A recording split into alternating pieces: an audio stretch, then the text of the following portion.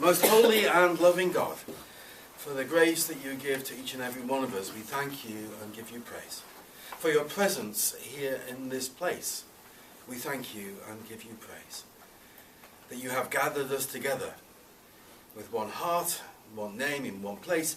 Again, we give you thanks and praise. We ask that your Spirit move among us, that it may be a word in due season for us, that it may touch us, that it may reach within us and plant there the seeds of your kingdom. May they ever be renewed, we pray in your holy name. Amen. Amen. So of course we're in November, so apart from last week when we had a little side trip into Tidor, we are of course in Get to Know You month. And a couple of weeks ago we got to know Tony a little bit better. Tony, where are you? Oh, there we are. Tony. We got to know Tony a little bit better. So today, we're going to get to know somebody else a little bit better. Now, I came to MCC in '91. And when I came to MCC, this person already knew all the ropes. And in fact, this person saw me through a career, a job, college, when I studied theology at King's, and then whilst I was in the States, continued to support the church in London and then here in Brighton, and somebody I have an enormous amount of respect for, and didn't realise that actually we'd not done this. So Robert, come and share with us, and let's get to know you a little bit better.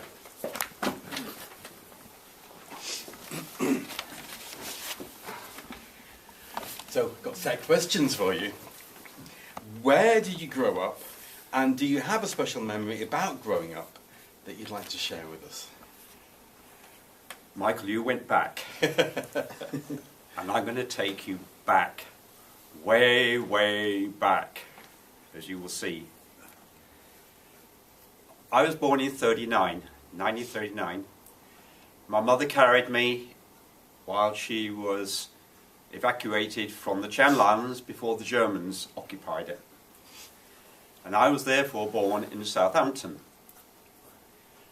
While in Southampton, I had another brother, and my mother recalled going for a cliff-top walk in Portsmouth and being machine-gunned by a German Messerschmitt. She threw the pram into the bushes and followed us. Nobody was hurt. So we left the south coast and we went up to the Midlands, to Nottingham. And by that time, or shortly after, I had another brother.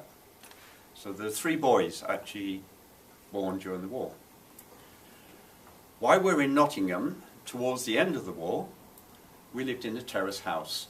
And I think I might have told you this in one of my sermons, but a V2 rocket came down 4 doors up the road. And my mother heard the whistling as it came down, grabbed us and dragged us under the kitchen table, which was solid oak one. And I can remember her pulling the tablecloth down. It's strange how even at 6 years old you remember these little things. Anyway, it exploded, brought the ceiling down, nobody hurt.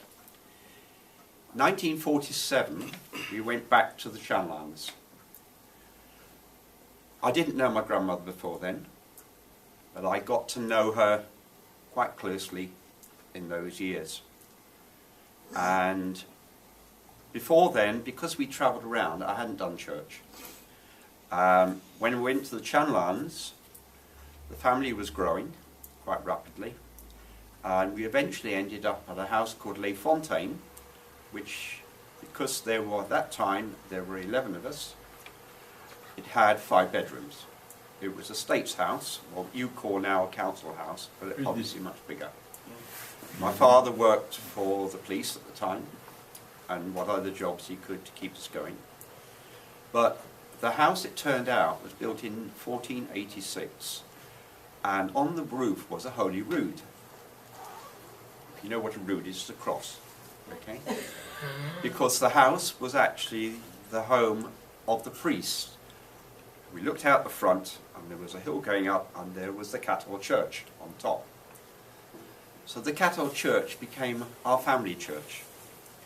And I've seen several weddings, and I've also seen my mother's funeral.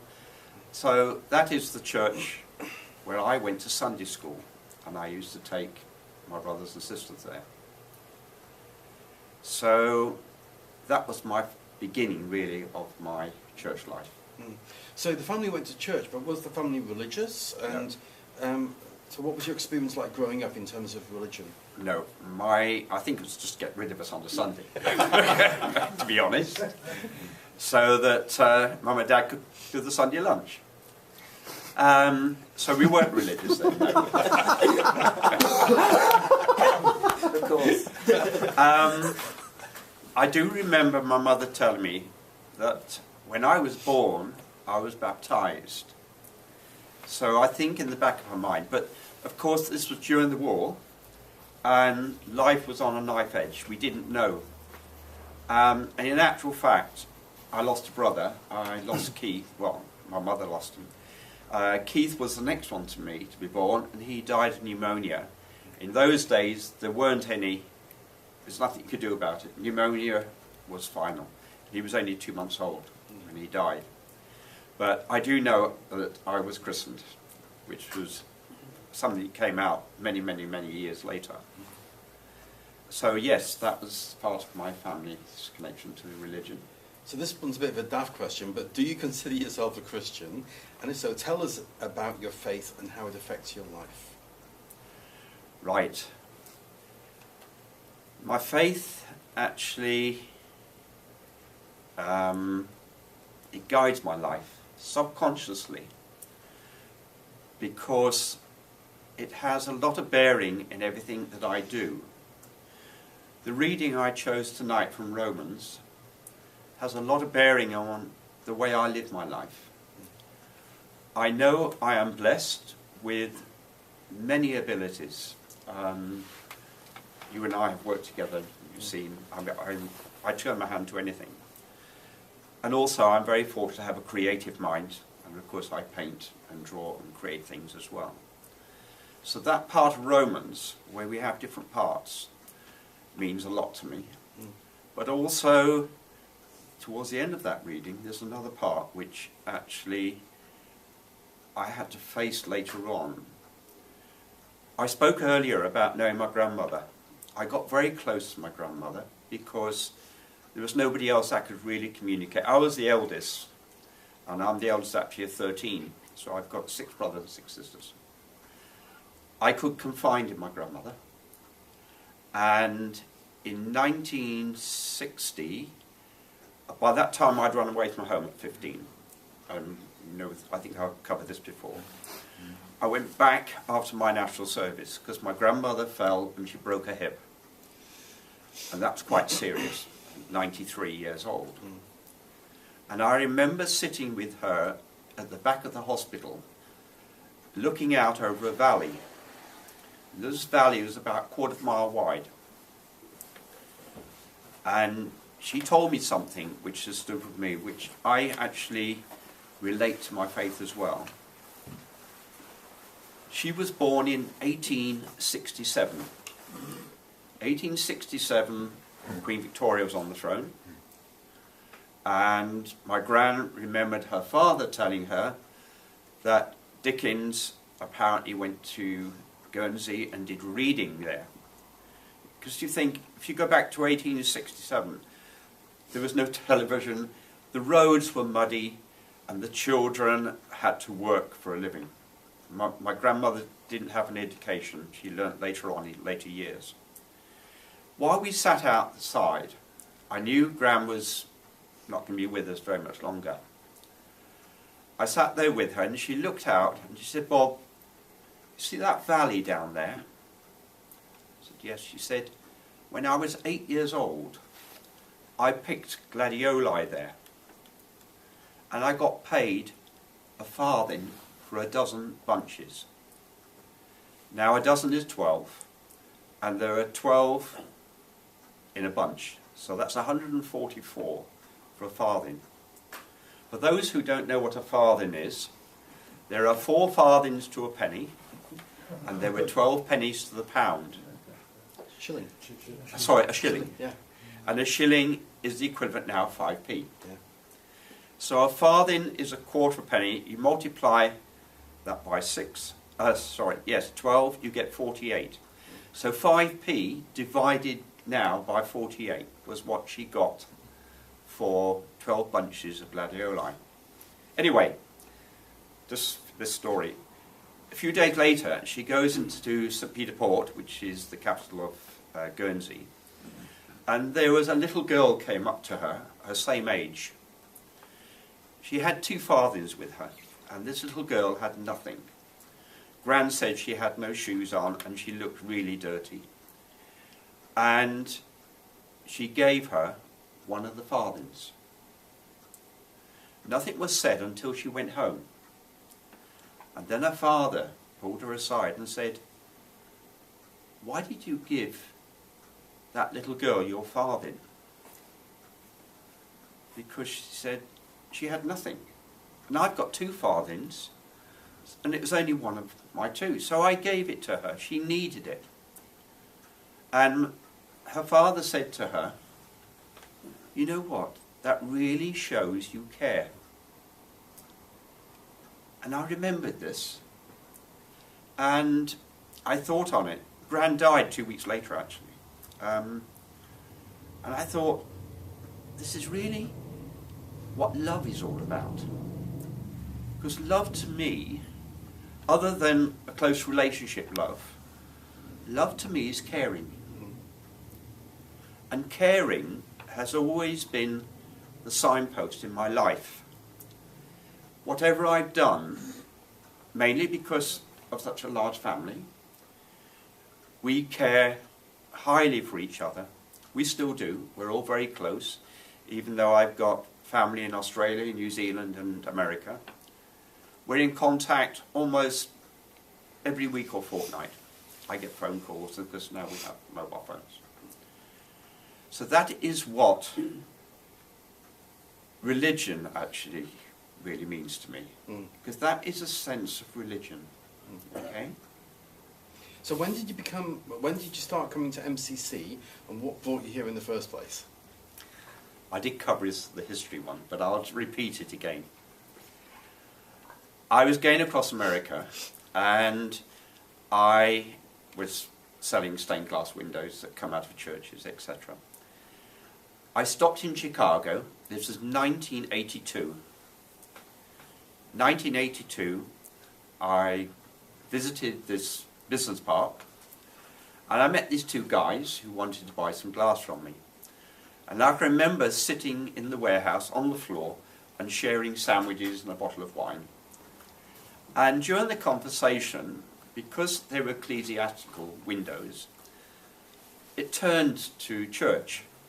And they said to me, "We've got a new church here, a gay church." And I thought, what? I've never heard of a gay church. And they said, the Metropolitan Community Church, been set up by a guy called Troy Perry. And I wanted to know more. So I actually stayed there a couple of days, and on the Sunday I went with them to church.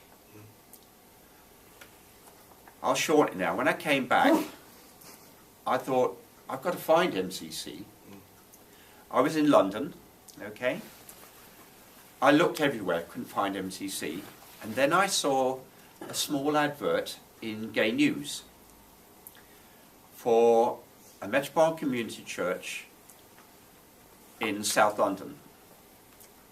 And this is where I met Jean White. And that was my introduction to the Metropolitan Community Church and the beginning of my journey with MCC.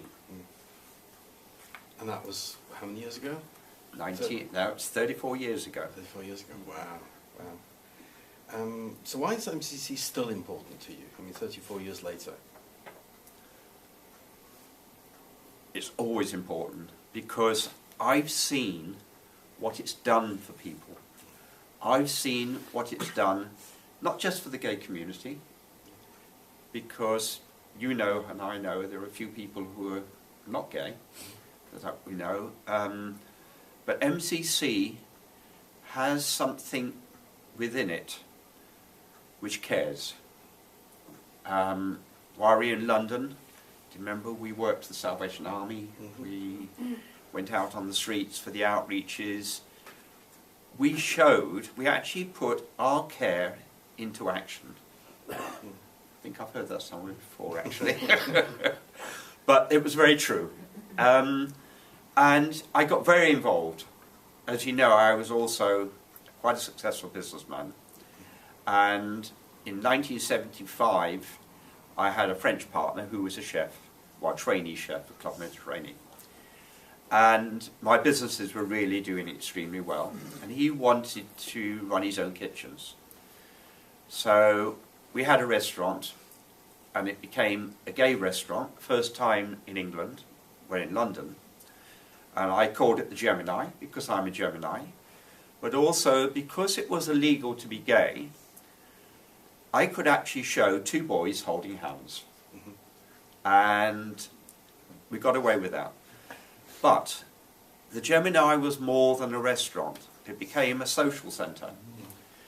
And at Christmas time, this time of the year, we were in Earl's Court, opposite the Coleherne, and there were a lot of people in those days. You remember the Coleherne? Oh, yeah. A lot of days were living in bedsits. Mm-hmm. It was what you did. A lot of Australians and other people, but also the gay community was centred around Earl's Court. And during the run-up to Christmas, I got to meet a lot of people there who had been thrown out of their homes. They couldn't go home for Christmas. So I said to Antoine, look, we'll do a special Christmas. We'll do a Christmas lunch, and you have a Christmas tree. Those who want to stay could stay over Christmas Day and Boxing Day. And it was 5 shillings.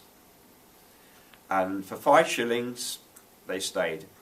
Well, I had the restaurant for nearly 6 years. And at the last Christmas, we had nearly 100 people.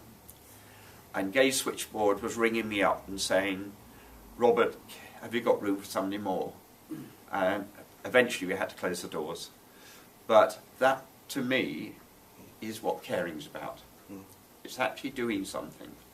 And I do know that if each and every one of us can do a little bit, it doesn't matter how much, it accumulates.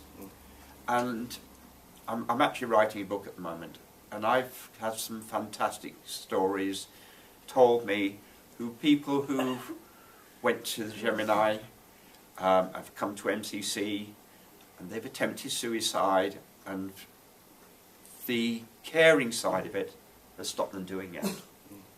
And it's happened a few times. So that is what it means to me. And lastly, but by no means least, what's your favourite Bible story and why? I haven't actually got a favourite Bible story. That reading tonight, Romans, is something I heard. In actual fact, it was a sermon that I delivered at MCC North London in 1986, I think it was. And it sort of stayed with me, especially the last bit, the one about sharing love with everybody. And you know what? MCC really does love each other. We do. We show it in our own ways. And I've seen it, and it's grown all over the world, of course. I can remember 4 years ago going to the Mother Church, and Neil was there. And Neil used to run Bournemouth Church, the Reverend Neil. And unbeknown to me, he had a camera on. And I sat down and I'd met up some friends. And Neil got up and said, "Welcome, Roberts." And I went scarlet when they presented me with a bunch of chrysanthemums. But afterwards, I spoke to so many people after the service, and it really said to me, this is really what MCC is all about. And if only we can continue, well, I know we are. I mean, after 34 years, it's growing, people are helping each other. We see the support, we see the love, and this is really what MCC is all about, and hopefully it'll continue on more and more. Robert, it's a pleasure being church with you. Thank you so much. Thank you, Michael.